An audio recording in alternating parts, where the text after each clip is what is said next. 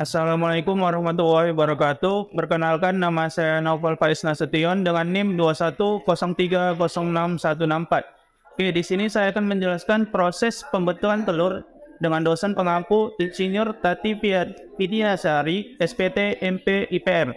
Nah, jadi yang pertama itu ketika terjadi reproduksi ovarium, di mana hormon folikul stimulating hormone atau disebut FSH yang berfungsi memicu pertumbuhan folikel.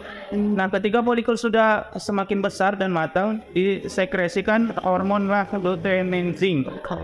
Jadi yang mengakibatkan terjadi ovulasi ini peristiwa jatuhnya sel telur yang sudah matang ke oviduk. Lalu ada ovum, di mana ovum ini sudah matang tersebut ditangkap oleh invidibulum. Jadi invidibulum ini berfungsi sebagai tempat sel untuk menunggunya sel sperma. Jika sel sperma bertemu dengan sel telur, maka akan terjadi fertilisasi.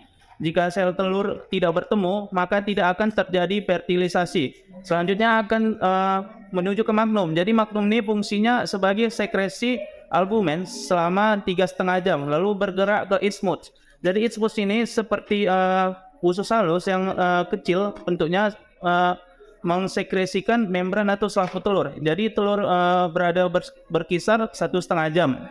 Selanjutnya bergerak ke uterus, di mana uterus ini tempat terjadinya proses sekresi kerabang telur selama 18 sampai 21 jam oleh sel porfirin. Lalu telur bergerak menuju vagina.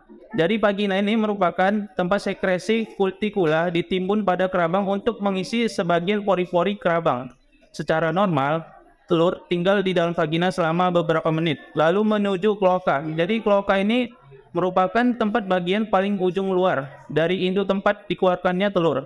Total waktu untuk pembentukan sebutir telur adalah 25 sampai 26 jam. Jadi organ genitalia entok betina terdiri dari beberapa bagian yang memiliki fungsi yang berbeda-beda. Antara lain, yang pertama itu ada ovarium. Jadi ovarium ini adalah organ yang berfungsi sebagai tempat produksi sel telur atau ovum. Jadi ovarium entok betina biasanya terdiri dari sepasang dan berada di bagian perut. Lalu ada kedua, ada oviduk. Jadi oviduk ini organ yang berfungsi sebagai tempat pertemuan antara sperma dan sel telur, serta sebagian tempat pembuahan dan pengembangan embrio jika terjadi pembuahan. Entok betina memiliki dua oviduk yang saling berhubung dengan ovarium. Lalu ada uterus. Jadi uterus ini adalah organ yang berfungsi sebagai tempat perkembangan embrio hingga siap menetas. Entok betina memiliki satu uterus yang terhubung dengan oviduk. Lalu ada vagina. Jadi vagina ini saluran yang menghubungkan antara organ reproduksi dalam dan luar. Jadi vagina entok betina ini berfungsi sebagai tempat masuknya sperma ke dalam tubuh dan sebagai saluran keluarnya telur.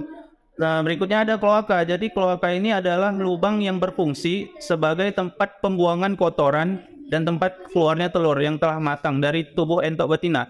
Jadi semua organ genitalia entok betina ini sangat penting untuk menjaga keberlangsungan hidup dan reproduksi entok. Dalam proses reproduksi entok ini, organ ini akan bekerja sama untuk menghasilkan telur yang kemudian akan dibuahi oleh sperma dari entok jantan. Setelah pembuahan terjadi, embrio akan berkembang dan menetas di dalam uterus. Kemudian telur entok akan keluar melalui kloaka. Oke, berikut materi dari saya. Apabila ada kata-kata dan kesalahan saya mohon maaf. Wabillahi taufiq wal hidayah. Wassalamualaikum warahmatullahi wabarakatuh.